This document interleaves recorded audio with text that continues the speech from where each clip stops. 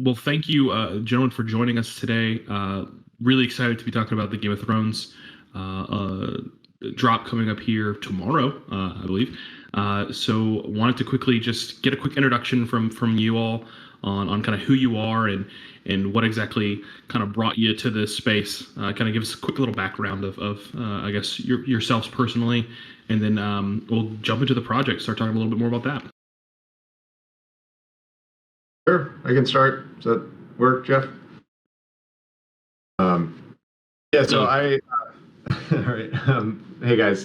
So my name is Josh Hackbarth. I head up a few things over at Warner Brothers Discovery. Most relevant to this conversation is I head up our NFT efforts into the space, particularly from a non-gaming perspective. So, it's an extension of our consumer products division.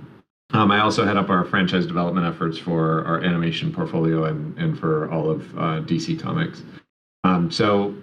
Super excited to talk to you guys about our Game of Thrones project. We've been partnered with Nifty's they're our very first partner in the space. We entered about 18 months ago or so, and have been kind of along for the ride and learning from each project that we drop. But excited to dive in deeper on Game of Thrones. Hey, everybody. Jeff Marsilio, CEO and co-founder of Nifty's. Nifty's is, in short, it's a platform for launching and managing interactive NFT programs. And as Josh said, we really started our journey with Josh and Warner Brothers. That first drop was Space Jam. We then later did the Matrix avatars, which I think is a pretty historic project, and excited now to be on Game of Thrones. But before I started Nifty's, I was at the NBA for about 8 years as senior vice president of new media, and I was one of a couple of people who started the blockchain group there. Ended up partnering with Dapper Labs to create NBA Top Shot. So that's how I got into the space professionally, and it's been really exciting to kind of straddle this chasm between the mainstream and mainstream brands like the NBA and Warner Brothers and so many others that Nifty's now works with, and this really exciting and sometimes crazy Web3 world. So that's kind of where I feel like I live these days, and it's been a lot of fun.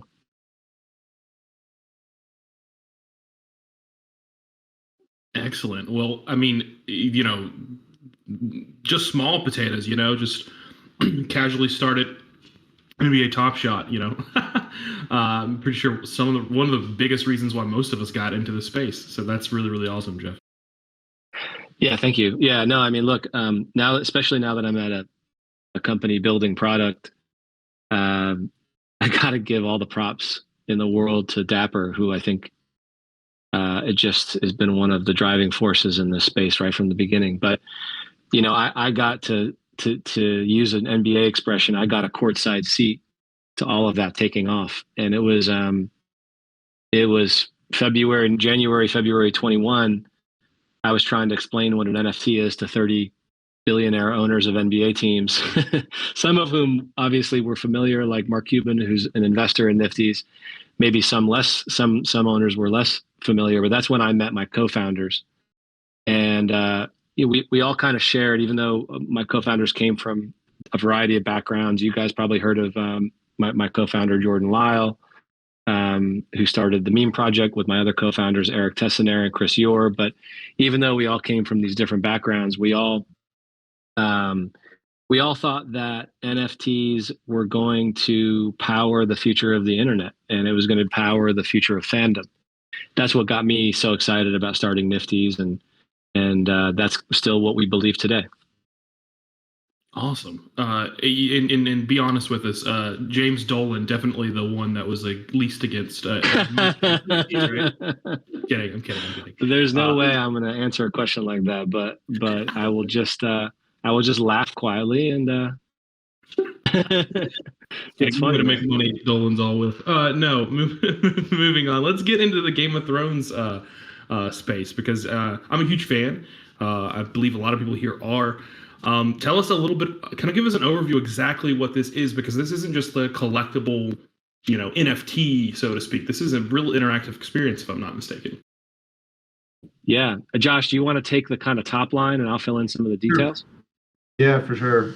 Yeah, so I think you kind of summed up exactly what we mean it to be. It's not just kind of yet another EFT project. This is something that we've taken quite a bit of time to analyze other projects, to learn from our own mistakes and successes, and figure out a way that we can bring this franchise to the NFT space. I think I've talked about this in past Twitter Spaces and things, but we're trying to find this balance of catering to our core fans, but not the core Game of Thrones fan that might not know what an NFT is, but also realizing they're not here yet. And so, I think one of the exciting parts about this program is, Nifty's has really tried to build a solution that's going to, I think, make both sides very happy, even to the point of minting it on ETH, which we haven't really done in a big way before. We were very skittish on that. So, what we're trying to do with this program is use the technology where we could replicate something that we might do in the physical space. So whether it's like physical trading cards or action figures or something like that. And you want to be able to play with those things. Our fans want to be able to, kind of customize, et cetera. And that hadn't really been done before. So I'll defer to Jeff on the specifics of the program. But what we were trying to do is really leverage the tech in a really new way, onboard, hopefully, the next million fans into the space, but have it feel like a true NFT project. Yeah, well said. No, just to kind of fill in some of the details. It's a interactive collectible program, and like Josh mentioned, there are a few things that are the first of its kind. In some ways, I personally believe it's among, if not the most ambitious branded NFT collectible program ever. For one, when you purchase one of these, it's in a pack, it's in a virtual box, and I think it's the first, or it is one of the first ever multi-chain packs. You guys might know better, but it's in a pack on Ethereum. You can trade it unopened, and when you open it, inside will be an avatar, a one-of-one for everybody. I think it's the first, if I'm not mistaken, pack that is guaranteed a one-of-one inside it. So you'll get a one-of-one avatar, but then also within the pack will be 12 additional NFTs. 3 of them will be images from the show, and so like kind of collectible trading card kind of things. And then 9 of them will be resources. And all of those 12 are on Palm. So this is a multi-chain pack that takes advantage of the benefits of different blockchains. And you'll be able to use those resources to create items in a forge that you can then use to upgrade your avatar and customize your avatar, and you can equip and unequip. There's a ton of variety. This is the North. I'm sure many of you have seen the show, but you guys know there's the Night's Watch, there's the Wildlings, there's Nobles, there's Commoners, there's Maesters, there's Soldiers, and there's White Walkers. Every one of those classes is part of this program, and every one of them looks and feels and is treated differently within the program. So there's just this extraordinary variety. And on top of that is all this amazing customization. We built this program with our partners at Daz 3D. I see a few Clonexes in here. I see a few Bat Cowls. They, of course, have made some of the most popular NFT collectible programs ever, and they poured their heart and soul into this one. The detail in every NFT is exceptional. So each box is $150. You can buy them on Niftys.com tomorrow. And we just announced a partnership with OpenSea. This is season 1. This is our series 1, excuse me. This is the Genesis collection tomorrow. But on OpenSea, we'll have a follow-up collection, Series 2, that will introduce a bunch of new elements and I think invite a whole new audience into the program. Understood. Just in I know the answer to this, but I have to ask questions like this because not everyone gets it quite the same. But this isn't a game. This is more about a collectible experience that is gamified. Is that correct? That's very well said. It's not a video game, but it's an interactive or gamified collectible experience. Everything I described will roll out over the coming months, and there's a lot of opportunity, I think, for it to grow and expand. And we've got some ideas for more interactivity that we could introduce to it.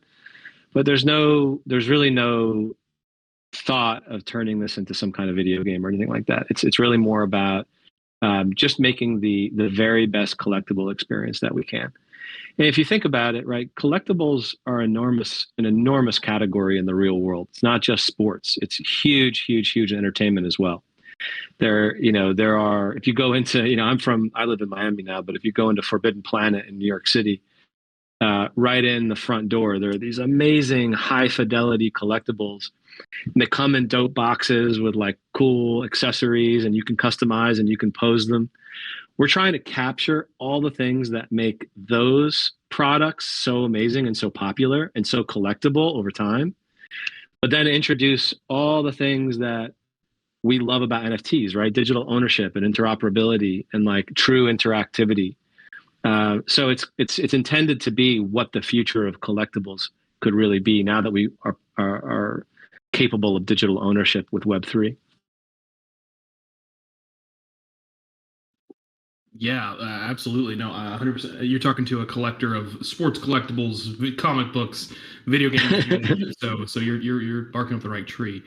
Well, that's awesome. I can't wait for tomorrow for these things to drop. Now, there's a lot of excitement, and a lot of people get excited for hype, right? For exposure to the masses when it comes to a project. I know, being here myself, anytime someone says, "Oh, Disney's going to buy this NFT property," or there's going to be a Super Bowl ad for here, people get hyped and people want to participate in it for purely speculative reasons. Now, it's safe to say that this is going to be promoted by HBO, WB, things like that, or is this kind of just on its own kind of online kind of venture here? Yeah, I want to let Josh. Yeah, go ahead, Josh. I was going to say this is very much a official project. HBO is involved in every piece of this. Sometimes to our dismay because they're so involved. Where we speak to the team, my team speaks to the HBO team, the show creators, the talent constantly. So this is definitely an extension. And it's not a one and done kind of release. This is a multi-year journey we're going to be on. It was really fun to see the hype of House of the Dragon, and just that fandom really came out for that, and it was a great show. And this is just going to continue to drive that fandom. We actually had a Game of Thrones fan convention a couple of weeks ago in LA, just before the holidays. And it was 2,000 fans. It was very exclusive, but 2,000 fans showed up for all the talent. We had a panel on this program at that event. We'll be integrating this as much as we can into all the Game of Thrones activities, and to the point of what kind of support. I mean, we got the Variety front page when we announced it back in November, and so you can kind of expect we'll continue to get that type of exposure on a brand like this. And the Game of Thrones Twitter handle has 2 million followers. Tweeted this, co-tweeted this with us. Look, you probably have already noticed. You won't hear me and Josh talk about speculation much. We're really focused on what can this do for the fans, and just what I'll point something out. You all know, but this is probably the most important intellectual property to come out in the world in the last couple of decades. This has enormous fandom, something like 20% of American households, most of whom don't even really watch live TV anymore, watch this show live when it comes out. So it has extraordinary cultural influence, has hundreds of millions of fans, if not billions of fans around the world.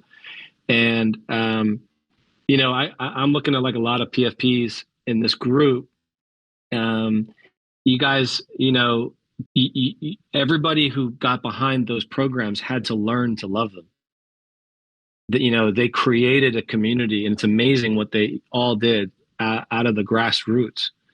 But Game of Thrones doesn't have to do that. Game of Thrones is already very, very well loved. There's already a built-in audience for collecting these things.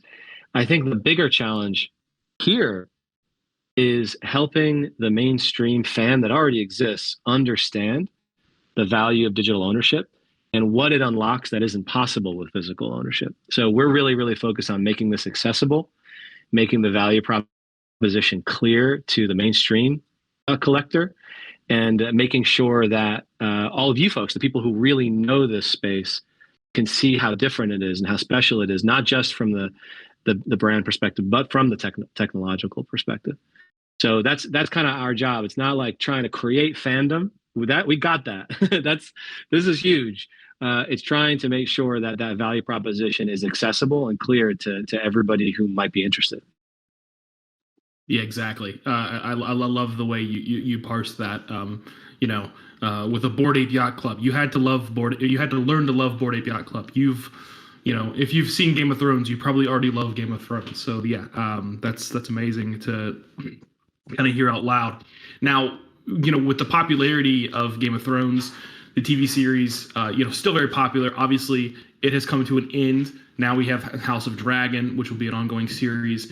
Is there any tie-ins to that series from this, other than just like the backstory, or will there be some pieces that may come out later that'll kind of coincide with the release of that show as well?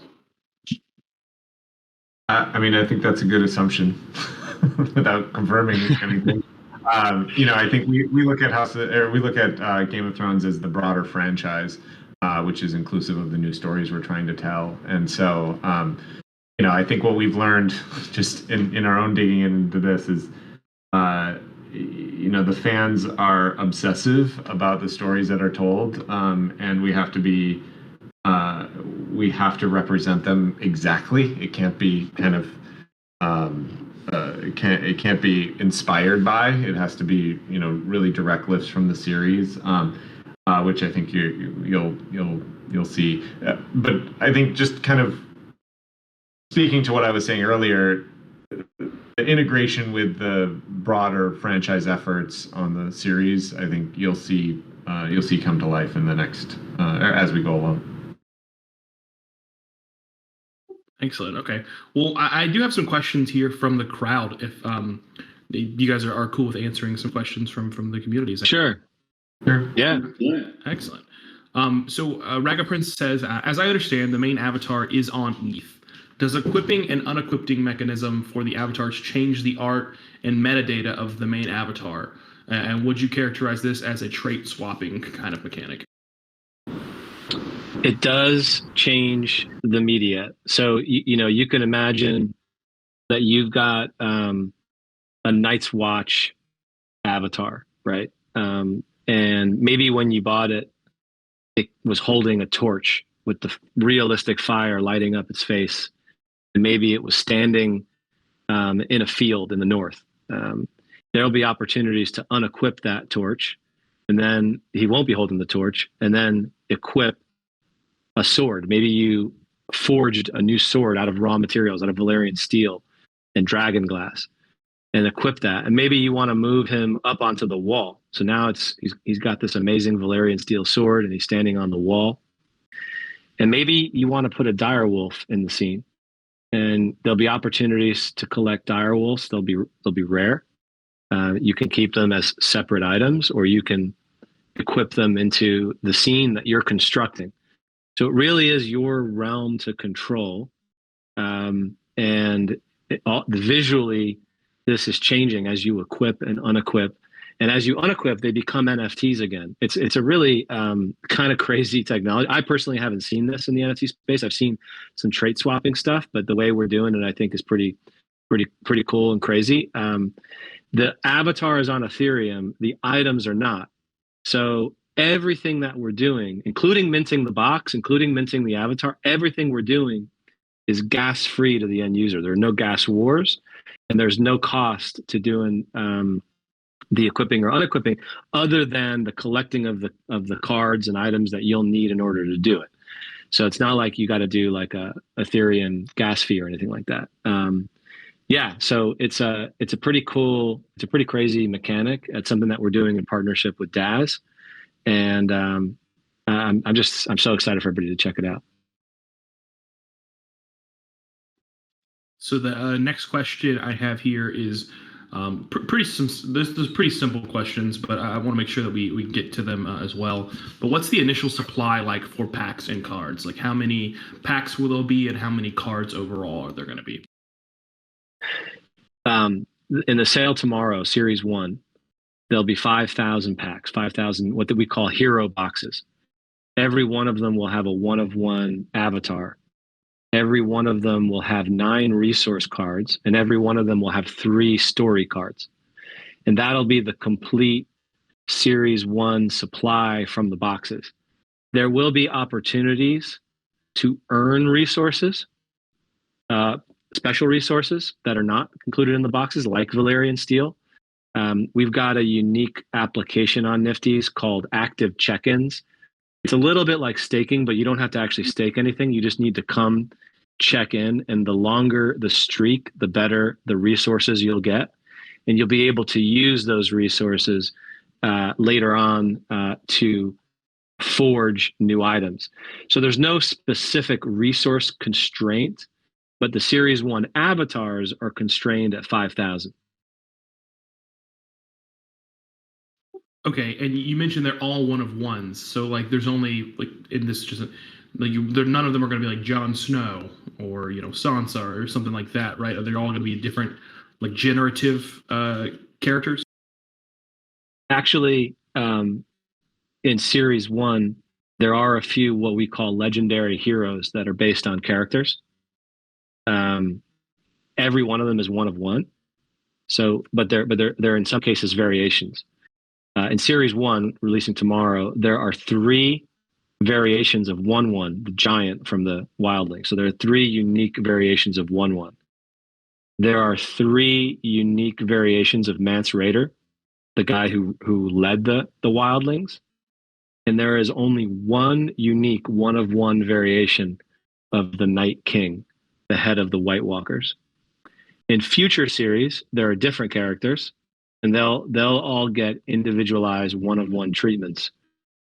So in the next series that we're selling on OpenSea, there will be other, I can't name them, but there'll be other very familiar characters from the show, and we're trying to really bring in all of the fan favorites as much as possible. But personally, for me, I don't know if we can ever top the Night's King. I think that's just so sick, and like I'm a huge fan of Game of Thrones, obviously, but the Night King one that Daz created is totally epic, and I think it's amazing. But I will just say, like, the generative ones are sick too. Like, they're just as sick and they're just as unique, and they include things like White Walkers and Wildlings and so forth. And you can get your own amazing character that will have potentially very rare traits. So it's kind of a mix, like it's not mostly not characters, but there's a tremendous variation within the set. All right, yeah, that's awesome. Exactly what I assumed, but wanted to make sure I clarified for some of the questions out there. And this might be kind of a technical question, but there are some people saying that they haven't been able to see their allow list status yet. How can we check our allow list status, and where will we be minting everything tomorrow?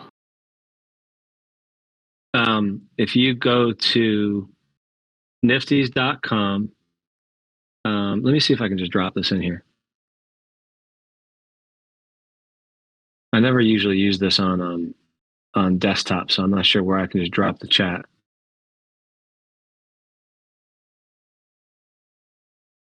Nobody wants to tell me. All right, let me just read it to you. But I think I think someone just posted a screenshot and the website link here that you can go to check, and it says, "Sorry, you're not on the pre-sale list." Blah blah blah. Blah. So I think all right, there you go. That person's not on the pre-sale list. But I'm looking at the page right now. It's nifties.com/C/Game of Thrones/sale /the-north-series-1, and it tells you whether you're on the allow list already or not. But we have reserved a number, about 1,500 for a public sale that begins at noon West Coast time, Pacific time. So even if you're not on the allow list, there's an opportunity to grab a couple of these. Okay, understood. Now, if sorry, there was a question here. Oh yeah, here it is. Is this an over-allocated pre-sale list? So, like for instance, if everyone mints tomorrow that has Yes. pre-sale, it's possible there's not even a public sale, right? Oh no. It's the private sale is limited to 3,500. Okay, got it. So we've reserved enough for a public sale. There will be a public sale tomorrow. But there's more people on the allow list than the 3,500, right? Yeah. If you're on the allow list, you're not guaranteed one, but we are guaranteed to have a public sale. Exactly. Okay. And then will there be any notable differences or benefits of the Genesis series versus later series? So for instance, if we own one of these avatars, are we, do we get exclusive interview with this person or something like that? Like is there any kind of additional benefits that Genesis holders will have over holders in series 3 or 4 or however many series we have? So there will be, I can be explicit about one part and then not so explicit about the other part, because the other part I don't necessarily know. But the first part, the part that I can explicitly say is there will be differences in what's available within the set. So there'll be different legendary heroes, there'll be different items, there'll be different backgrounds. It won't be, the series 2 is not the same thing as series 1. And the box, the unopened box, is different. So there's just more variety and different variety in series 2 from series 1. Everybody can participate in the forging and equipping and unequipping and customizing and all that stuff. And we don't currently have planned any different interactivity for series 1 versus series 2. As for any future utility, I think the answer is we just don't know, right? Like we're not committing to any specific utility like you get to speak to George R.R. Martin or anything like that. We're not saying anything about that right now. It's possible. There's every reason for us to try to do that, but we can't commit to there being differences from series 1 to series 2 in terms of utility off platform. Josh, is that fair?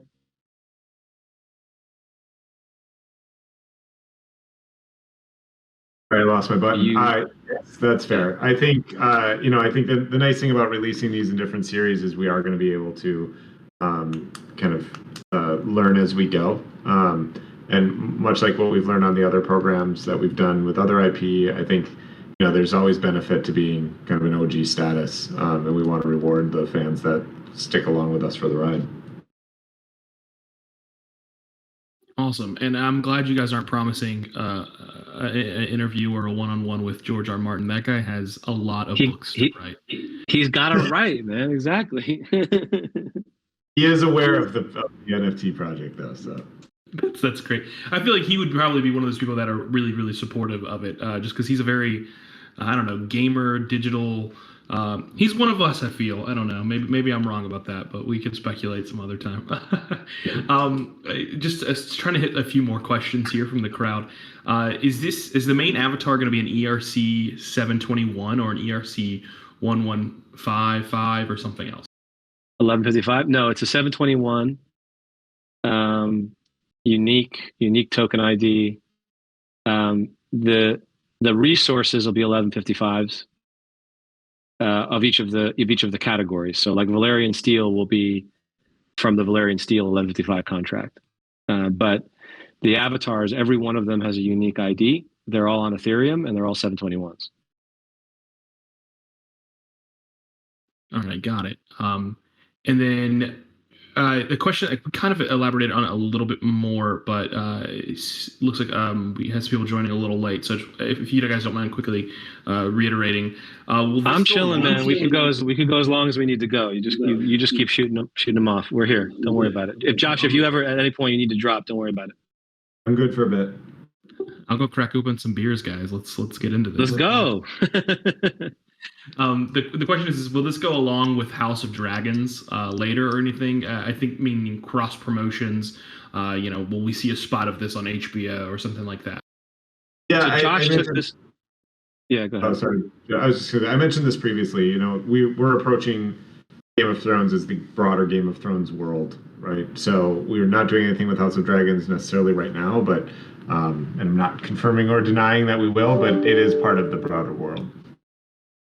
So let's take this as an opportunity to just kind of speculate about where we could go creatively with the program. To be very clear, tomorrow we're launching the North, and it's really immersive. And Ash from Daz, I thought I saw her before here, but Ash from Daz described in Spaces earlier just how detailed and how much inspiration we took from the show to create a look and feel that is really authentic to the North for this series. But the reason we're calling it a series is because there's just such a huge world in this show to explore. There's all the rest of Westeros, and there's so many characters and so many classes of character throughout Westeros. And then there's beyond Westeros, right? There's Essos and further.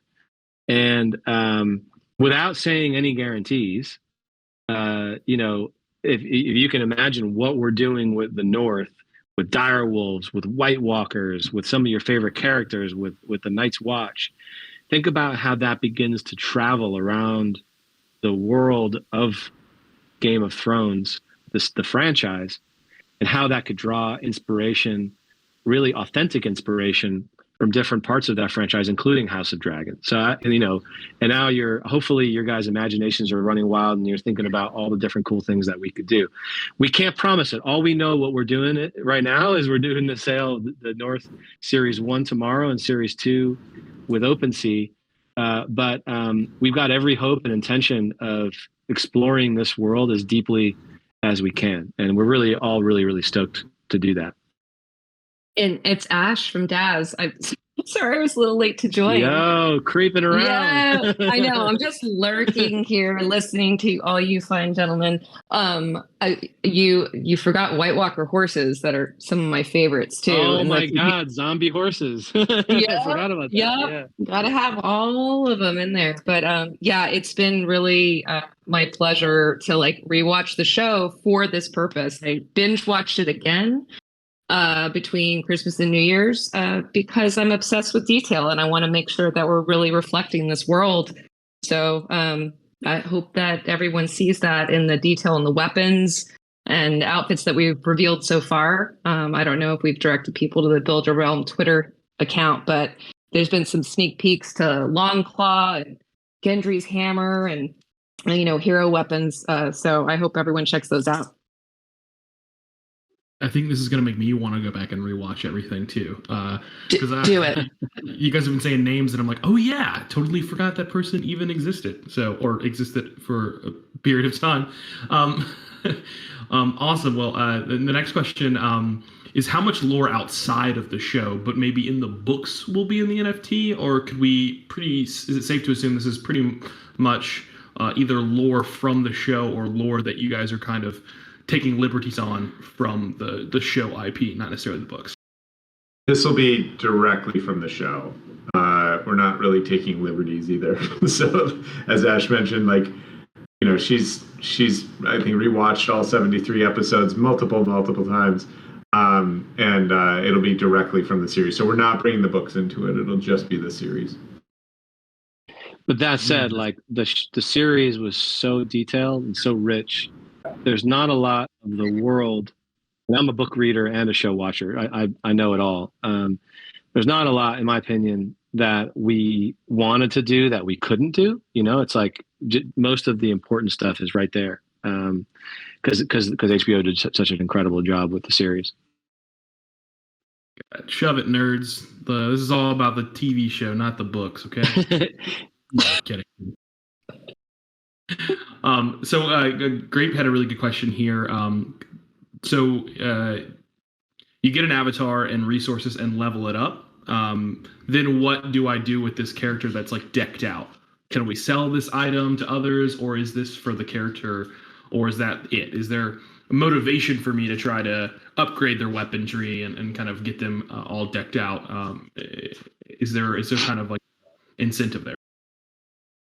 The number one incentive right now is just to have the most badass character that you can. But every change that you make to your avatar is a permanent change until you change it again. So if you chose to trade it, you could absolutely do that. You could upgrade your character and then make it available on the secondary market if that's what you chose to do.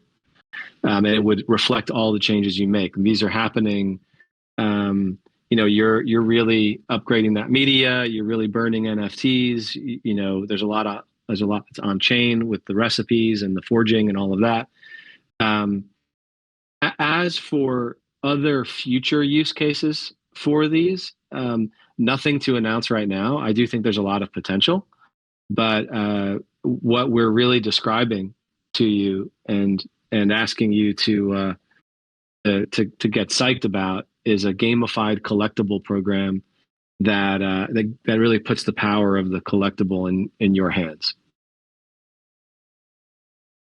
Got it. Okay. And just to follow up on that question, so these upgrades that you deck a character out with, those are sellable, correct? So if I want to do this and I don't have it, I obviously can go out on the secondary market and buy that particular. Yeah, item. you could go get for your White Walker, you could go get one of those zombie horses, and you could upgrade your White Walker and add the zombie horse to it, and then you could make the whole combination with the White Walker with the zombie horse available on the secondary market to somebody else to pick up if you wanted to. I think that's going to be one of the most interesting things to watch on the community on this is, like, without, we've said it's not a game, but I think there's going to be game-like mechanics in this, where there could be a run on zombie horses because the community values those. It's kind of like, in a PFP project, if you could take just one attribute out of your PFP that, made it super rare and just sell that one attribute, but you like the rest of it, it's a very different economy. And this question just got brought up too, which is a good tie-in here. Like, when I add this resource to my character, can I equipped and unequipped and then sell it? So for instance, Yep. Is it burnt or are these swappable? It's it's swappable. Exactly how it's achieved, I forget, but I think it's reminted. I'm pretty sure. Yeah, it's reminted on the 1155 contract. So it's burned and then reminted. That's how it works. So the point is it's swappable, but it is not like, it's not locked up. So it's not like the same token ID that you burned. It's a different one, but it's the same item.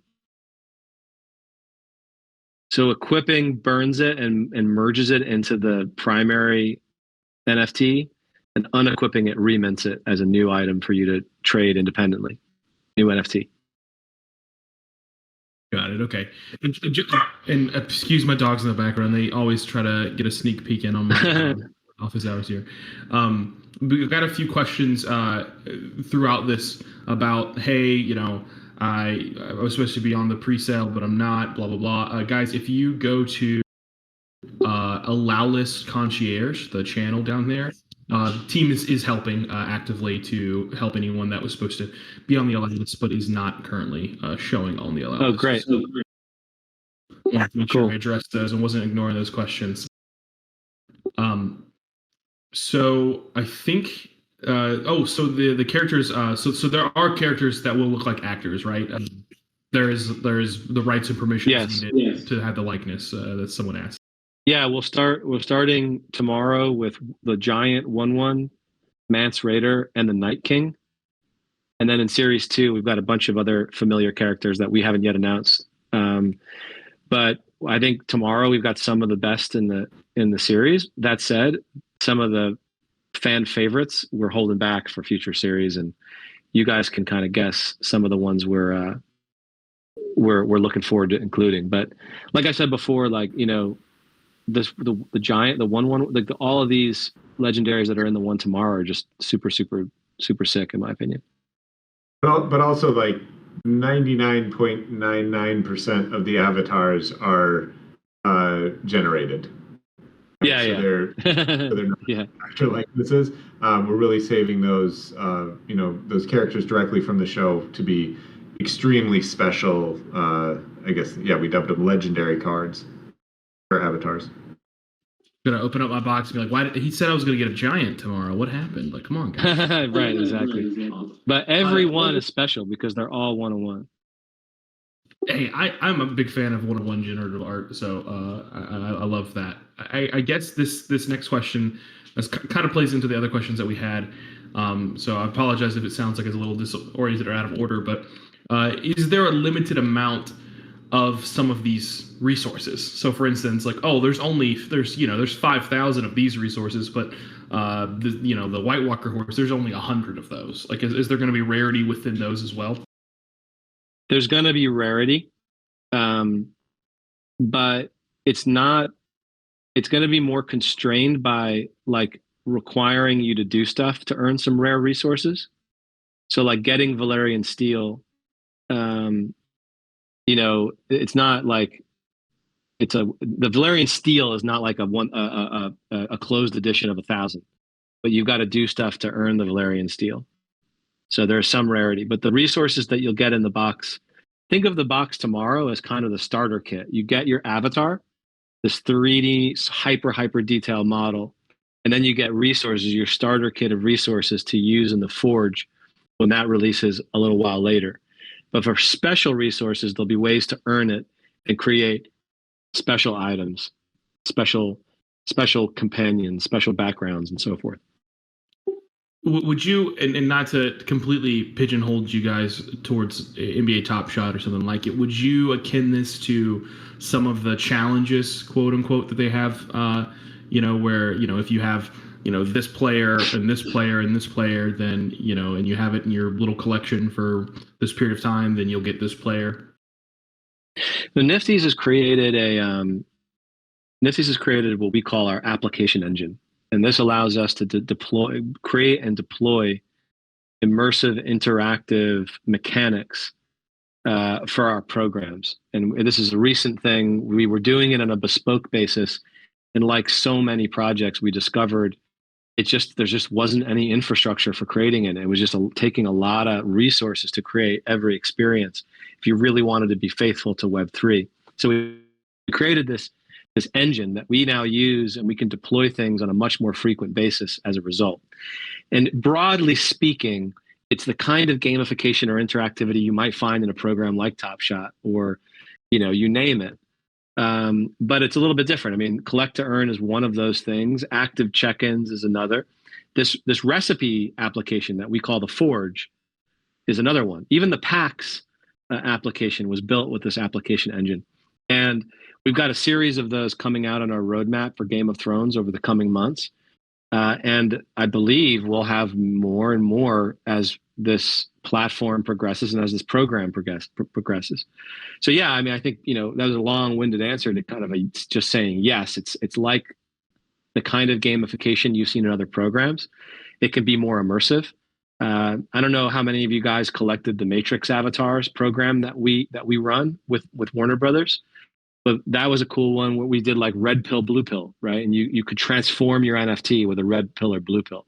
That was on Palm. This is multi-chain with avatars on Ethereum. And this will have that kind of interactivity on a much more frequent, ongoing basis. Got it. Okay. And this is my question. As other guest questions come on, I'll make sure to field them. But while I have Josh here and you both, I want to just ask maybe a Nifty and a WB question, maybe not necessarily related to Game of Thrones, but I'm curious, could we assume that more WB types of IPs will be, introduced to Nifty's. Big fan. I'm thinking, Adventure Time, things like that. Any maybe slight alpha to assume that some of these IPs will make their way to the blockchain? That's a question for Josh if he's still here. I think Josh, are we going to stay in business together? Yeah. I mean, we have some great projects already with Nifty's, right? We have the Matrix, of course, and we're going to continue to grow that together. I think we'll have some stuff coming up in the not too distant future on that program. We launched Looney Tunes last year, and we're going to bring that back hot and heavy in the new year here. And then, we're always looking at ways to take our IP in a way that makes sense into the space. So what we're not looking to do as broader Warner Brothers is just pick an IP and just say, oh, let's go make NFTs of that. Like, we really need a compelling reason to do it. Jeff and the Nifty's team has been very good at helping us navigate what the right thing is. And, we're only out in the space with a handful of IP. With the exception of, I think, DC is we've partnered with Palm Design Studio on that one, but I think Jeff, you have most of the rest of our business right now. So it's great. Yeah, it's a very really like working. Yeah, yeah, it's a great partnership, and I think they really understand the space, and we understand our IP. So. Yeah, we love working together. They've got Nifty's has been incredibly fortunate. We've got 3 of their crown jewels, with Game of Thrones being this third massive one.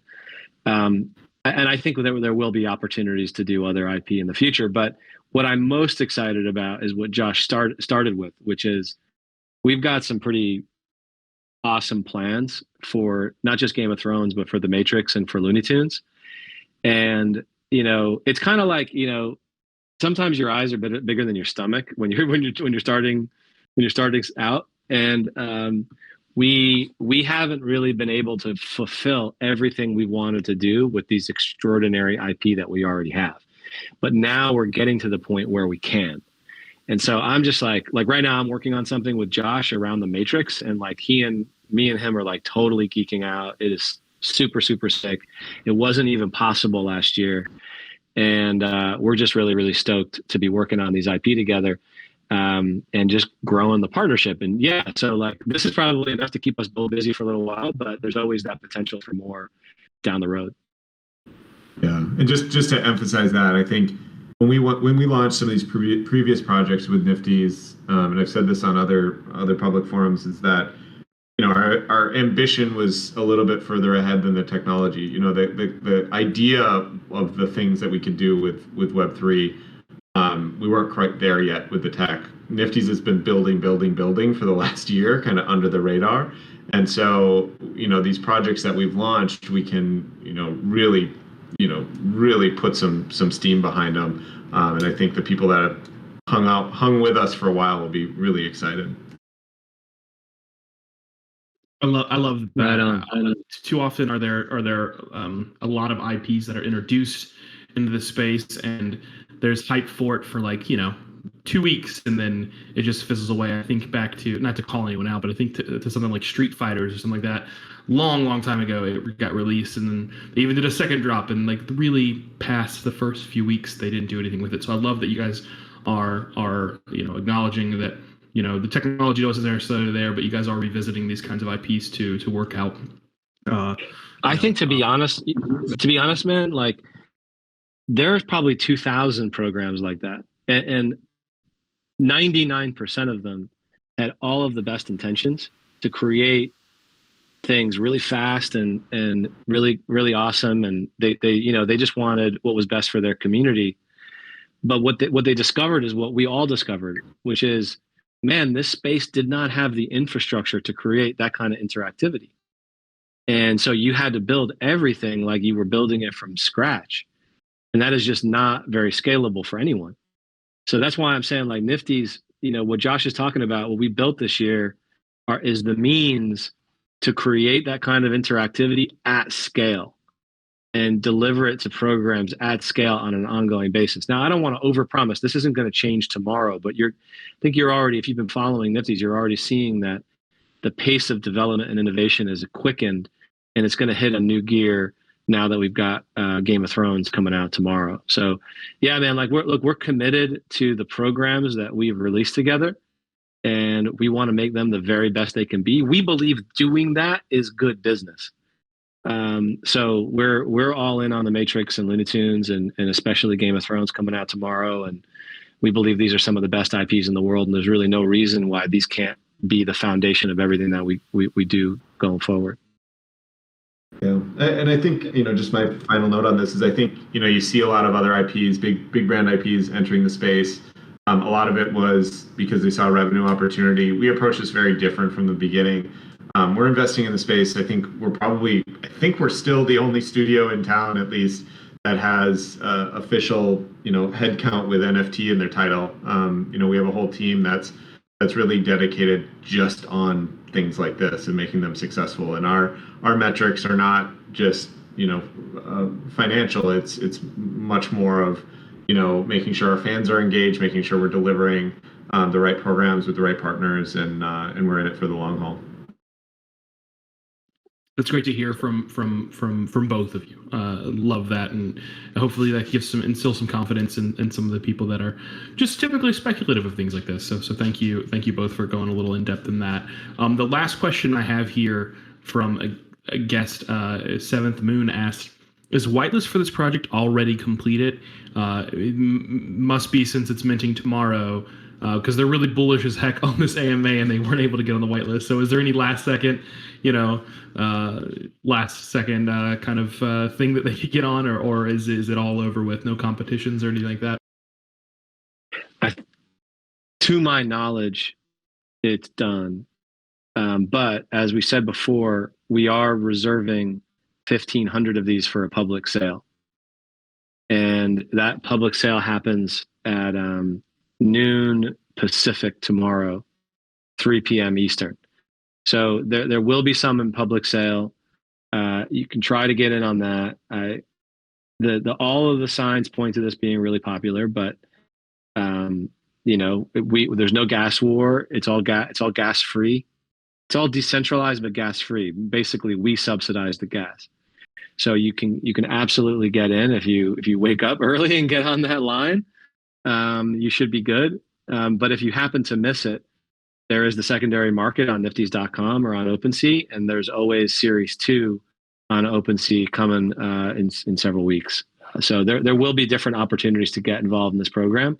And ultimately, what Josh wants and what I want and what HBO wants is to create a really, really vibrant, long-lasting, large-scale community that includes experts like everybody who's here right now, and all the people who are waiting on the other side of the chasm in the mainstream, curious about this crazy space, looking for that right bridge into it. So I definitely encourage you to stay with us, even if you're not on the whitelist for tomorrow. There will be opportunities for you to be part of this community, and we're going to try to do everything we can to make it as fun and rewarding for you as possible. Jeff, it's Jonathan. I just want to pop in for 1 second. Is that okay? Yeah, man. Cool. Is there an allow list spot? I want to clarify some stuff with allow list for everybody on the call. It's Jonathan, Right, everybody, okay. the JBV in the Discord. So to be really clear, the allow list that was sent out and MVHQ is on the allow list. If you signed up, if you did win an allow list spot and you did sign up, you do need to have a Nifty's account. If you only sent in your email, Nifty's has run a query and connected whatever. If you have an email account that is connected to a Nifty's account that's already been established, if you were in the Matrix or set up an account separately, that should have been connected. But if not, you would have received an email today, and you need to get that Nifty's account set up really ASAP. It was meant to be done by 3 p.m. PST. I think that the final list is being uploaded, if I'm not mistaken, at 5 p.m. That's what I've been getting from our guys at Nifty's. So That's right. make sure to get account set up, your Nifty's account set up. The email is not enough. You need to have a Nifty's account in order to get on that allow list. And that should be by 9 p.m. today. You should be able to check on the website to see if in fact that allow list has been connected. And I dropped that link to see the sales page and confirm your status in the chat here.